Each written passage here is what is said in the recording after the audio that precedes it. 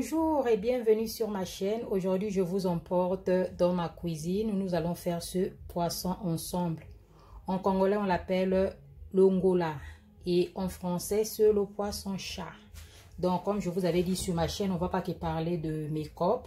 On va parler de toutes les choses, la toilette intime, la cuisine, le fashion, le make-up, tout ce qui regarde la vie en fait. Donc là, aujourd'hui, on est dans ma cuisine. Je veux préparer ce poisson. Comme vous pouvez le constater, mon poisson est encore sale. Je vais le nettoyer tout à l'heure, le laver avec du citron et le sel. Je veux le rendre propre. Et là, on pourra le préparer. Et là, ce sont les épices que nous avons pour notre poisson. Nous avons le poivron. 2 morceaux de poivron, l'oignon, puisque c'est un seul poisson, nous ne pouvons pas mettre beaucoup de condiments. Ça c'est le persil, le ciboule. Nous avons au moins 4 gousses d'ail, c'est le gingembre et 2 petits piments. Je veux bien laver mes condiments et après je vais les passer au mixeur, je vais les écraser. Comme vous pouvez voir. Après avoir nettoyé notre poisson bien propre avec du citron et le sel, là je viens d'ajouter 2 piments avec 3 petits cubes et un peu de sel. Là ce sont nos condiments que nous avons écrasés. Je veux mettre un tout petit peu là dedans. Parce qu'il faut aussi doser. Si vous mettez beaucoup, après ça sera amer en fait. Il faut savoir la dose, puisque c'est un seul poisson, je ne mets pas tout.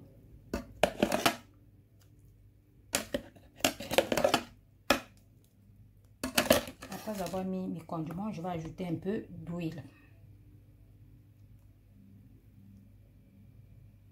C'est bon. Et je tourne mon poisson. Mélangez bien, faites rentrer partout l'assaisonnement dans votre poisson.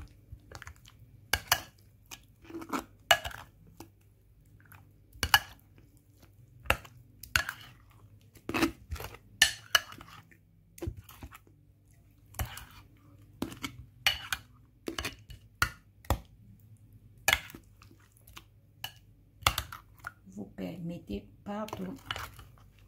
Le condiment doit bien rentrer partout dans tout le poisson. Mon poisson est prêt pour aller pour qu'il aille dans le four, mais je ne le mettrai pas dans ce bol-ci. Regardez là où je vais poser mon poisson. Ça, on appelle ça du baking paper. C'est un papier qu'on bake les gâteaux, qu'on fait les cakes avec.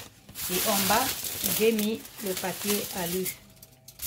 Je n'aimerais pas que mon papier soit en contact avec le papier alu. Voilà pourquoi j'ai mis le papier alu en bas et en haut. Sur le papier alu, j'ai posé le baking paper, là où je veux déposer mon poisson. Donc regardez ce que je veux faire. Je dépose mon poisson ici dedans.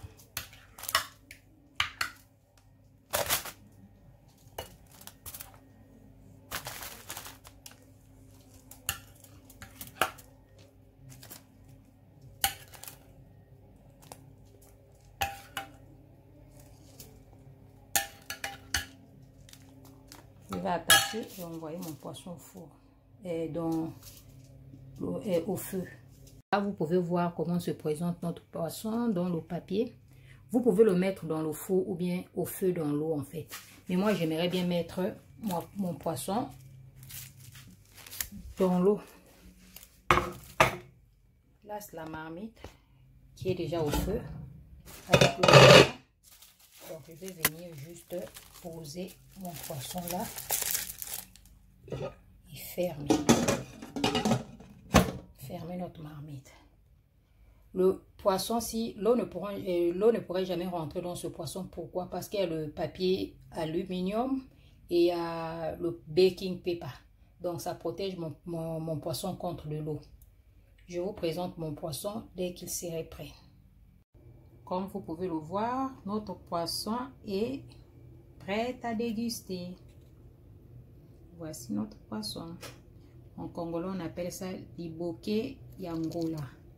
En français, c'est le paquet des silures et Dans d'autres pays, comme au Cameroun, ils appellent ça le ndomba. Donc là, c'est notre diboké, comme vous pouvez le voir là.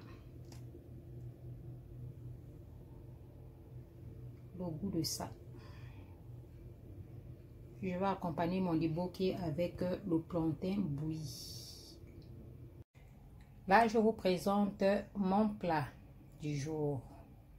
Comme je vous l'avais dit, en congolais, on appelle ça le diboké. En français, c'est le paquet. Eh oui.